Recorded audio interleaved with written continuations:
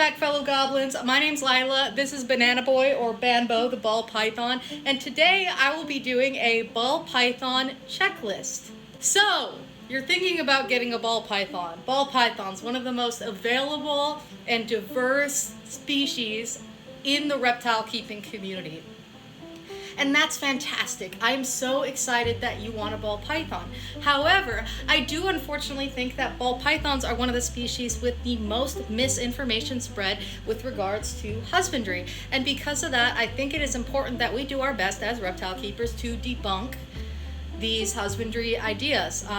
And so in order to combat that in a positive way, I will be doing a checklist for you with my personal opinions based on the studies that I've read in terms of what you should do to keep your ball python, and that will contradict a lot of what you'll hear from like certain breeders. A lot of people keep these ball pythons in racks, and in racks they cannot have adequate UVB or overhead heating, and they also cannot have adequate space.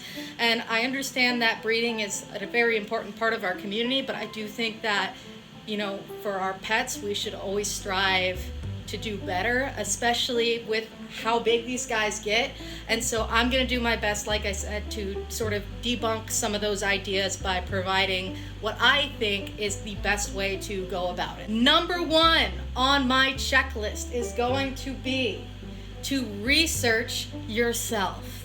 The number one thing you need to do is do your own research. And I'll do a whole video on how to do proper research with regards to keeping animals. But one of the main things you're going to want to do is you're going to want to look up current peer-reviewed studies about these guys in captivity and how to adequately keep them. There are several good sources. Dubia has a really good ball python care guide in my opinion.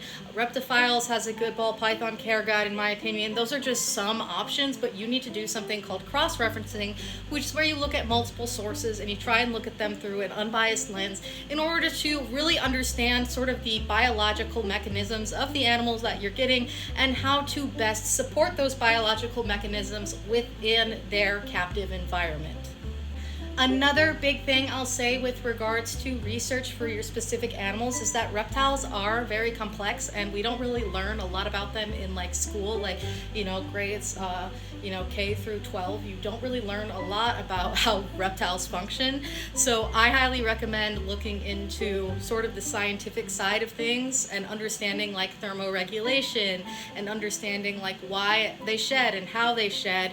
And those are just some examples. Look up what an ectotherm is, because that's what these guys are, which is why they need to thermoregulate. And then of course also look at where ball pythons come from in the wild and how you can do your best to sort of adequately mimic that environment so that they'll be comfortable in your home. Alright, so number two on my checklist is going to be a proper enclosure. You're going to want to get and set up the enclosure before you even get the animal. So this is my humble opinion. My humble opinion is that for ball pythons, you should have at least a 4x2x2. Females, you should go even bigger if you can. 4x2x2 is a great minimum for ball pythons. You go 4x2x2, 6x2x2, 5x2x2. I personally keep Banbo in a 5x2x2. I'll show you guys my setup, and I'll go into how I set it up later to sort of go more in detail about how you can set up your enclosure. But 4x2x2s are probably the most readily available enclosure size with regards to ball pythons. You can get them from Dubia, you can get them from PhyloZoo. Those are the two main ones that I have, as well as Talking Serpents. I do have an affiliate link for Dubia, and I have an affiliate link for PhyloZoo, both enclosures I've used. It does help me if you use those affiliate links, but I am of course biased in saying that those are good enclosures to have. I also use Talking Serpents. They make PVC and wooden enclosures, and I have used Zen Habitats. Zen Habitats, I don't actually currently have any Zen Habitats, but that is an option as well. Just do your own research, feel out what's in your budget.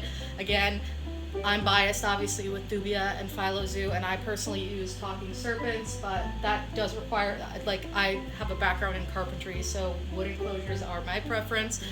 It's all up to you so long as they have adequate sizing. So you're gonna wanna get at least a 4x2x2 if you plan on getting an adult. For a young ball python, you're still going to want a larger enclosure. For like a baby or young ball python, I personally would recommend either putting them in a 4x2x2 right away, or using a 40-gallon and waiting until they get a little bigger and then putting them in a 4x2x2.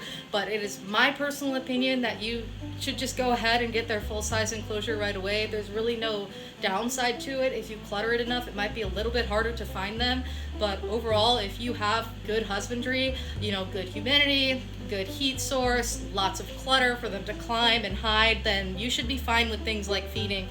Because a lot of people say that they're uncomfortable in large spaces, and I personally think that that is very untrue and is purely based on husbandry, but of course it's also up to your individual animal. Number 3 on my ball python checklist is going to be making sure you have proper lighting for these guys. All reptiles benefit from overhead heat, and the reason why is because that way they can get the proper UV rays, and they can also absorb belly heat. When you put something like slate underneath your basking bulb, you can do internal heating. That's what I personally do because I have wood enclosures. Even my PVC enclosures, I have internal fixtures with a heat guard. I just personally like it better that way. I find it's easier to manage the temperatures that way with my thermostat, just because it doesn't escape through screen tops. But the other thing you can do is external, where you basically would use a dome, and you can use a dome fixture and use that to heat. Again, with all heat sources, you're going to want to use a thermostat, and I personally recommend using halogen bulbs. Halogen is going to be the bulb that most closely replicates those UV rays that they need, and you're going to want your UVB to actually overlap with your basking bulb, so that when they bask, they get both those UVB and UVA rays. So while I have you with UVB, you should also provide these guys UVB. Something I personally advocate for, and of course I don't expect everybody to do this right away. It's a very new thing. It's very recent in research. Is providing all of your reptiles UVB. I provide all of my reptiles UVB, every single one, and I've seen nothing but benefits from having it.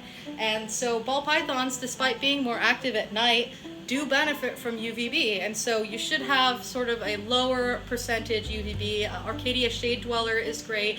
You can also have the Repisun 5.0, which is the lower one compared to like the 10.0, which is what you'd use for more desert species.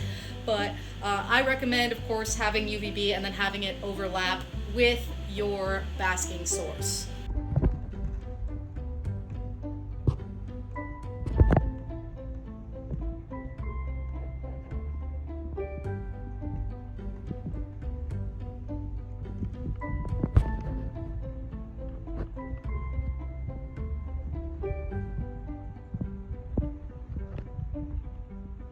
Number 4 on my ball python checklist is going to be making sure that you have good clutter in your enclosure. So I talked about the sizing of the enclosure that you should have. The other thing I want to touch on really quick that I didn't touch on is material. PVC for ball pythons is going to be best because of the humidity, but you could also, if you do use a wood enclosure, just make sure that you seal it thoroughly. You do not have to do a bioactive. I personally have a bioactive, but you want to go naturalistic, so you want to try and mimic a natural environment for them. And a lot of people think that ball pythons don't climb. This is just objectively not true, although again, it's going to be sort of on your individual animal. I provide a lot of climbing enrichment, and my ball python loves it. He especially likes to hang out on top of his cork tubes. But you're going to want to provide, lots of different options for hiding, but you're ultimately going to want, at the bare minimum, 2 hides, one on your warm side, one on your cool side. And you're definitely going to want climbing enrichment for these guys, which is why they should have at least 2 feet of height, because without climbing enrichment, they're missing out on a big opportunity to sort of show and express their natural behaviors, because this is actually a semi-arboreal snake, despite popular belief.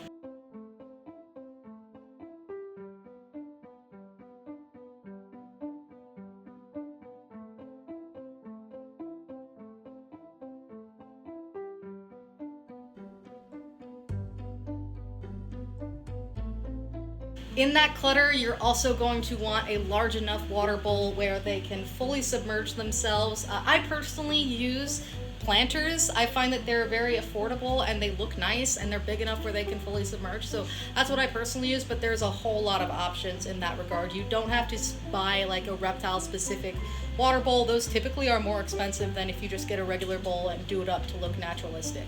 Last but not least is going to be researching your breeder, or even better, getting from a local rescue, because there are so many ball pythons in need of homes. So if you want just like a regular ball python, I definitely recommend getting from a rescue. But if you are getting from a breeder, make sure that you are finding a breeder who supports good breeding practices and doesn't breed snakes with neurological issues. Please avoid snakes with spider morphs, because even if they have a good quality of life with their wobble, we still shouldn't be intentionally breeding snakes with neurological issues. So definitely look into who you're giving your money to.